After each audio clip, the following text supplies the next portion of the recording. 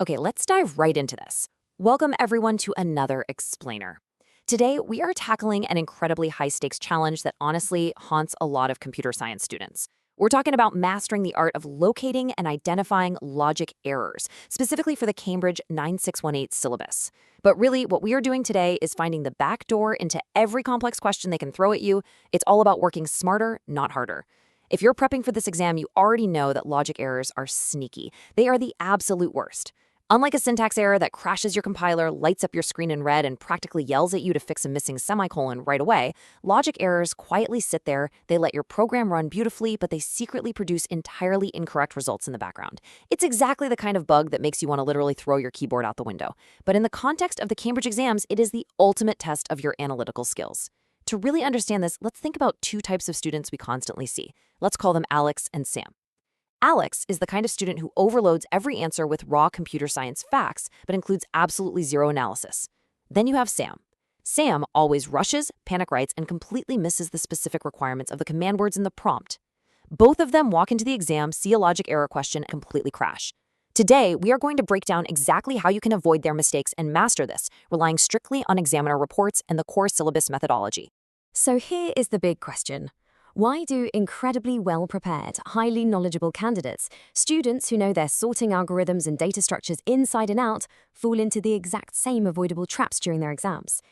Picture this. You're in the exam hall. The tension is high. The timer is relentlessly ticking down. You walk out feeling pretty confident, only to get your paper back months later and realize you've just bled easy marks all over the page. Why does this happen? Well, the truth is, spotting a logic error isn't just about staring at a block of pseudocode or Python until your eyes start watering. It requires a highly specific, standardized approach that examiners are actively looking for. When Alex sees a question, Alex just writes down everything they know about arrays. 0 points. When Sam sees it, Sam writes a 2-sentence fix that totally ignores the edge cases requested by the command word. Also 0 points. The red pen comes out and the grade drops. We need to shift away from that panic response. Let's completely ground ourselves with the conceptual framework before we look at the strategy to fix this. By definition, a logic error is a flaw in an algorithm causing incorrect operation, and fixing it requires systematic analysis and evidence-based reasoning to locate. Let's make that real. Your code doesn't crash, right? But an off by one error in your loop means it calculates the average core temperature of a nuclear reactor as 5,000 degrees instead of 50. That's a massive, catastrophic real-world failure caused by one tiny logical slip. Cambridge examiners emphasize time and time again that top-performing students don't just guess where the bug is. They exhibit a connected, conceptual understanding that transfers seamlessly to unfamiliar contexts. They don't just look at code and see a bug. They look at code and see a breakdown in the system's overarching logic. Then they apply concrete evidence to track it down. To get you to that top tier, here is our exact roadmap for this explainer. First, we'll expose the logic error trap. Second, we'll build your systematic processing framework. Third, we'll unlock the method mark strategy. And finally, we'll look at exactly how examiner evaluation works. Let's get right into it. Section 1. The logic error trap. Before we continue and reveal exactly how to decode these command words, subscribe to our YouTube channel, Ace the Exams, at Ace the Exams IGCSE to excel in your Cambridge examinations. Click that subscribe button and hit the bell icon right now. All right, let's look at where students are losing their marks. We haven't just guessed what goes wrong, we've gone straight to the ultimate source, the principal examiner reports from Cambridge. And the examiners have identified 3 major recurring mistakes. These are the 3 absolute traps that consistently cost highly capable candidates their top grades. When that clock is ticking down, students abandon their training and rush right into these exact pitfalls. Let's break them down so you never fall for them. Okay, trap number 1, using the wrong formula or algorithm for the context. You might know a bubble sort perfectly. You could write it in your sleep. But if the dataset presented is already partially sorted or massive and the context demands efficiency, throwing a bubble sort at it is a massive logic error in your overarching approach. Trap number 2, forgetting to check boundary conditions and edge cases. This is a classic. Does your loop stop at 9 when it absolutely needs to process the 10th IM? What happens if the user input is exactly 0 or a negative number or a totally unexpected string? If you aren't mentally testing those extreme boundaries, you are going to miss the logic error.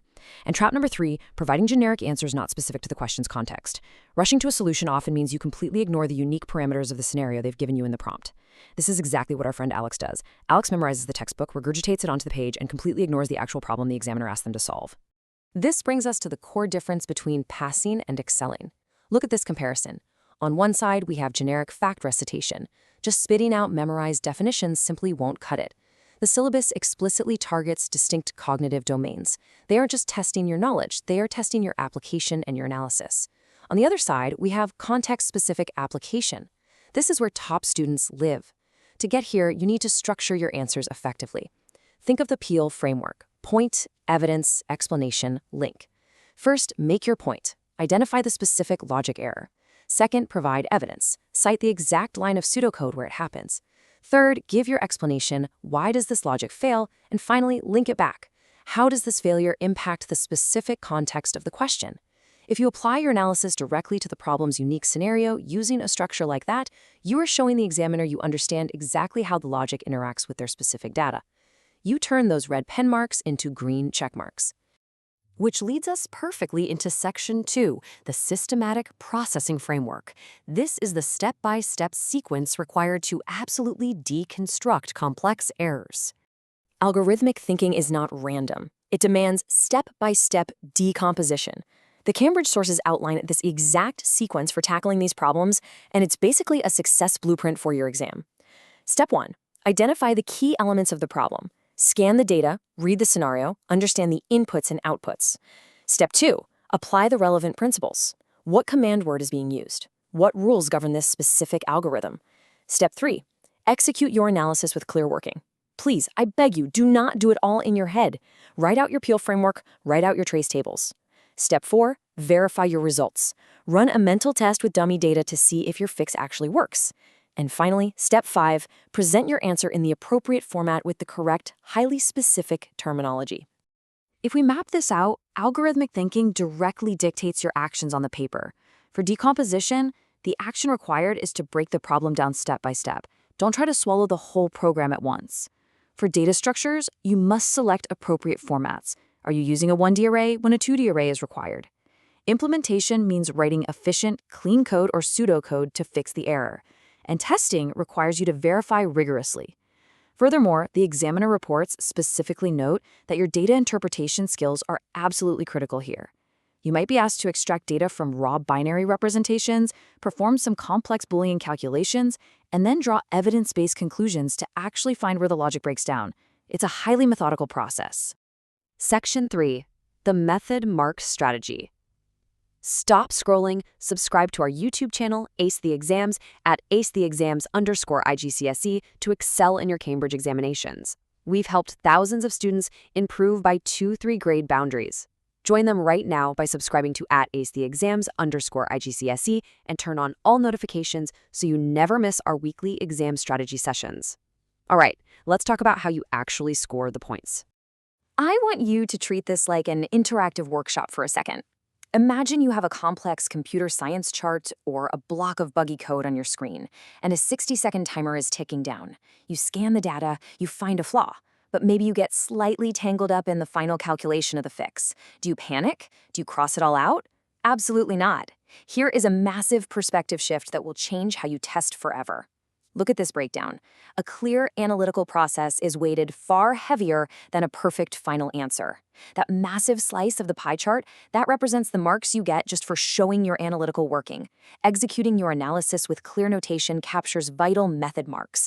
Even if you make a tiny arithmetic mistake or there's a slight flaw in your final output, the examiner can see your systematic analysis. They can see your trace table, they can see you identified the correct variable, they will award points accordingly. But if your process is invisible because you did it all in your head, you lose everything. Always, always show your work.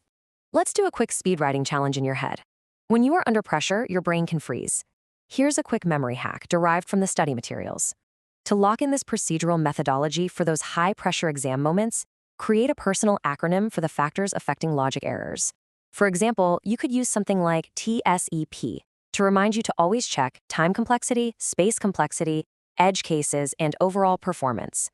Whatever acronym works for your brain, having a mental shortcut ensures you won't blink out when the exam room is completely silent, and you have 30 seconds left to write that perfect paragraph. Let's move to our final section, Section 4, Examiner Insights and Evaluation. This is about separating the good students from the absolute top-tier candidates. Direct from the principal examiner report comes a massive, flashing red alert. Candidates consistently confuse key terminology. Always define terms before using them in extended responses.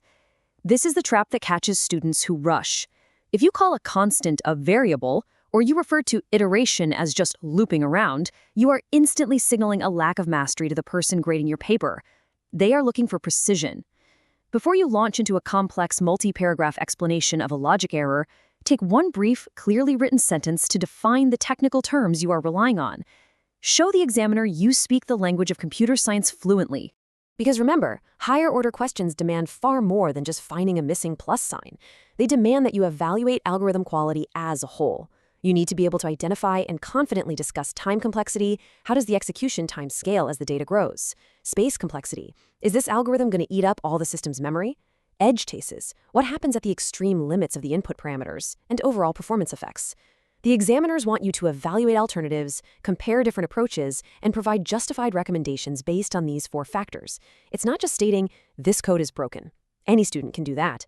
It's explaining, this code is broken, here is exactly why it fails at this specific edge case, and here is a more time-efficient alternative that resolves the issue.